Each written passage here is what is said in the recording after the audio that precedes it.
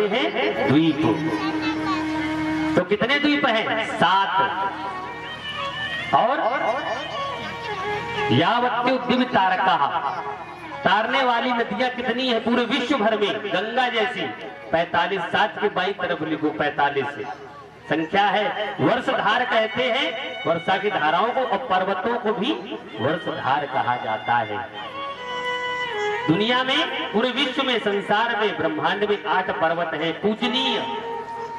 8 वो 45 की बाई तरफ लिख दो। तो अब जोड़ो कितने हुए? 8457।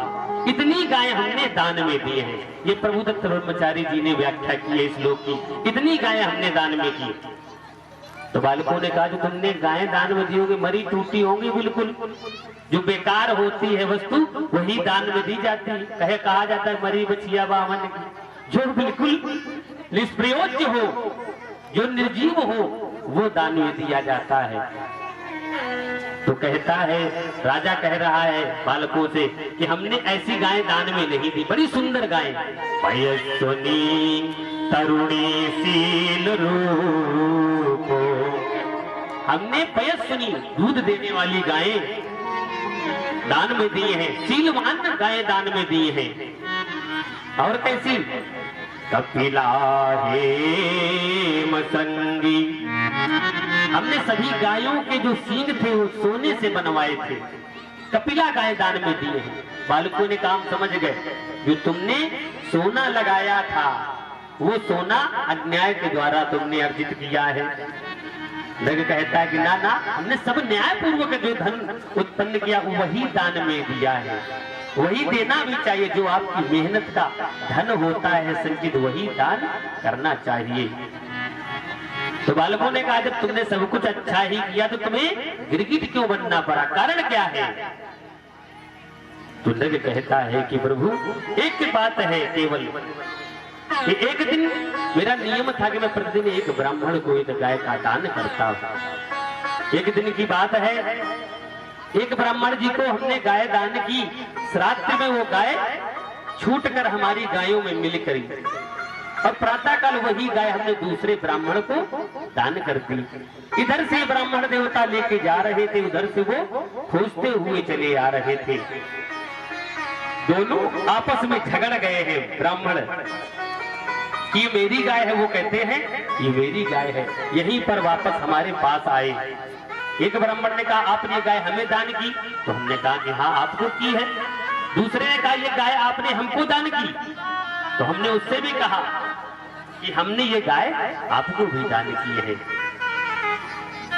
दूसरे ब्राह्मण देव से हमने कहा कि प्रभु इन्हें गाय ले जाने दीजिए, आप दूसरी गाय ले लो, हमारे पास बहुत सारी गायें हैं।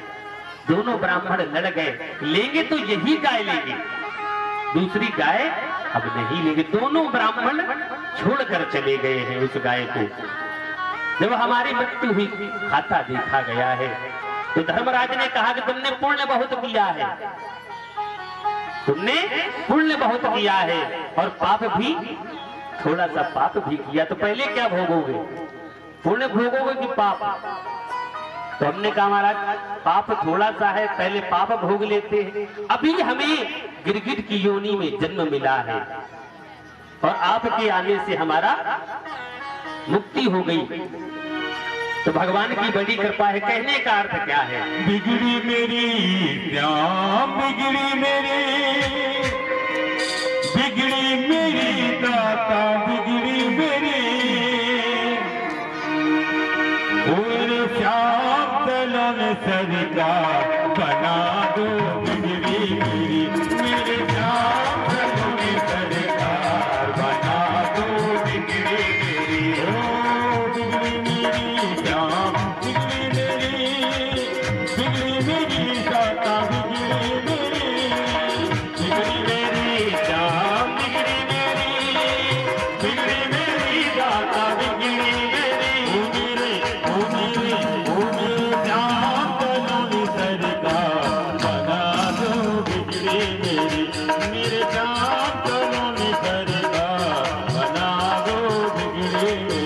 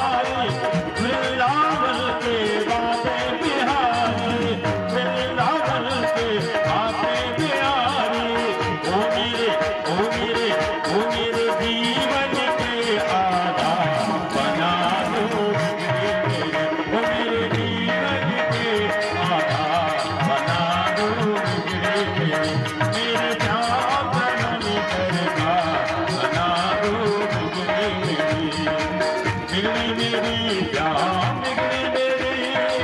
बिगड़ी मेरी दाता बिगड़ी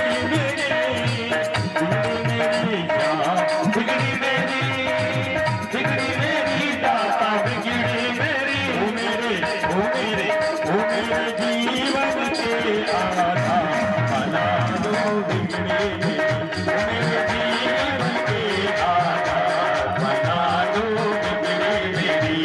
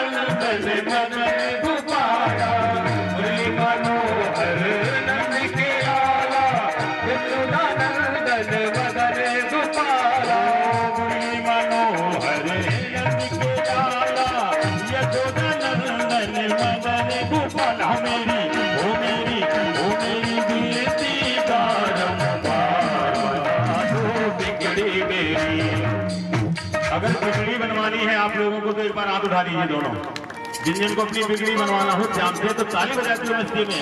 ओ मेरे जीवन के आधार बना दो बिगड़ी मेरे जीवन के आधार बना दो बिगड़ी।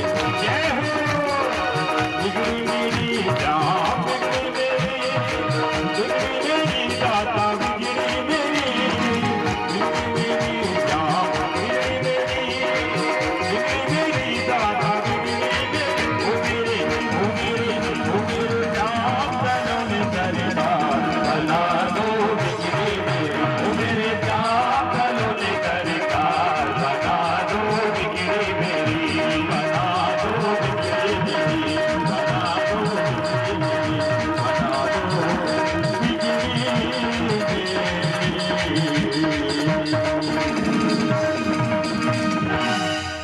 वृंदावन बिहारी लाल की जय हो, बोले बाल कृष्ण लाल की जय हो।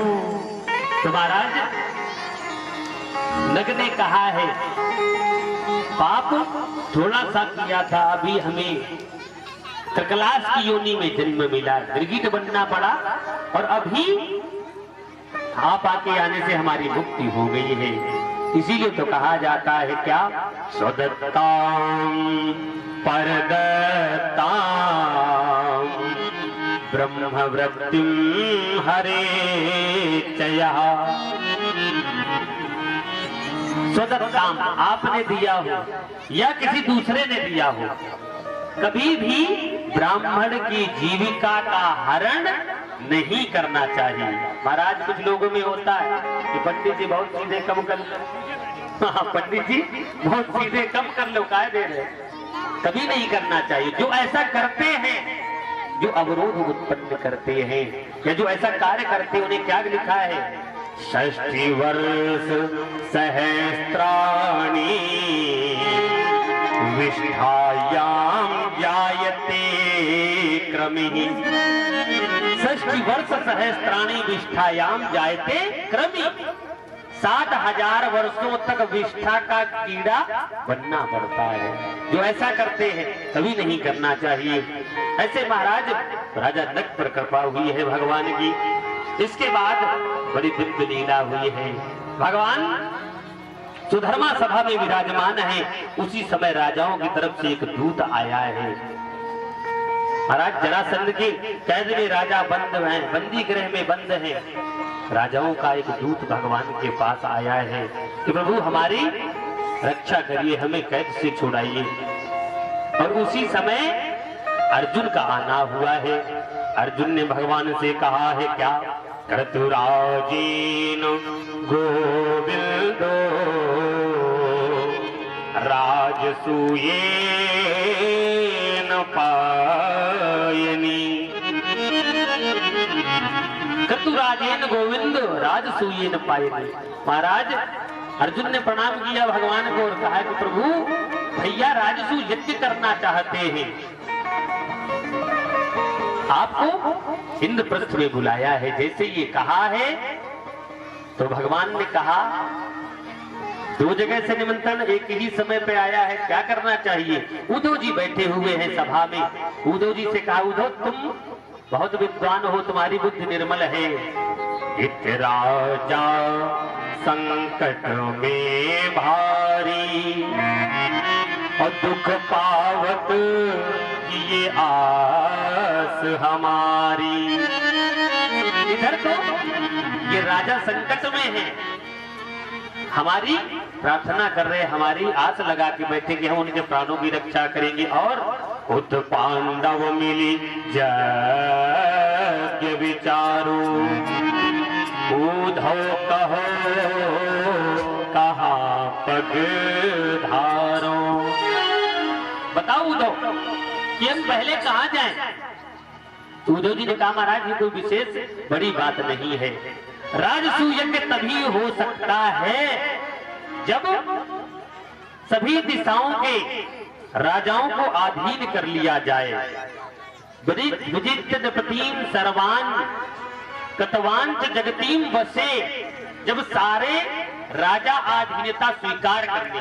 विजित नृपतीम सर्वाम कर्त्वाम जगतीम वसे, सारी पृथ्वी के राजा जो हैं वो तुम्हारे वश में हो जाए, अधीनता स्वीकार कर ले। तो महाराज उन्हीं में ये जरासंध भी आता है, इन्हीं पांडवों से दिग्विजय करवाओ, राजा मुक्त हो जाएंगे। तो पहले आप इंद्रप्रस्थ जाइए। भगवान अर्जुन के साथ इंद्रप्रस्थ में आए हैं। भगवान ने कहा कि भैया राजसूय यज्ञ में बहुत धन लगता है, सभी दिशाओं के राजाओं को जीतना होगा। तो भीम भैया खड़े हो गए कि एक दिशा पर तो विजय प्राप्त हम अपनी गदा के द्वारा ही कर लेंगे। भगवान जान गए कि भीम भैया के मन में भी अपने शक्ति का अहंकार होने लगा है, इनको भी गर्व हो रहा है, अंकुरित हुआ है। भीम को पूर्व दिशा में दी गई है, अर्जुन उत्तर की ओर, नकुल दक्षिण और सहदेव पश्चिम की ओर। सभी दिशाओं के राजाओं ने बहुत ही थोड़े समय में अधीनता स्वीकार कर ली है। बहुत सा धन राजकोष में जमा किया गया। भगवान ने कहा एक राजा अभी बाकी है, मगध प्रदेश का राजा है जरासंध, और जिसे जीतना बड़ा ही कठिन है। युधिष्ठिर ने कहा प्रभु जब आप हमारे साथ में हैं तो हमें कोई चिंता नहीं है। भगवान ने भीम को लिया है, अर्जुन को साथ में लिया, ब्राह्मणों का स्वरूप धारण करके भगवान पहुंचे हैं जरासंध के द्वार पर। और इसी बीच परम पूज्य परमादरणीय गुरुदेव भगवान का आगमन हो चुका है। आगे कथा गुरुदेव भगवान की अमृतमय वाणी के द्वारा श्रवण करेंगे। बोले गुरुदेव भगवान की जय। सभी लोग अपने स्थान पर खड़े हो जाएं।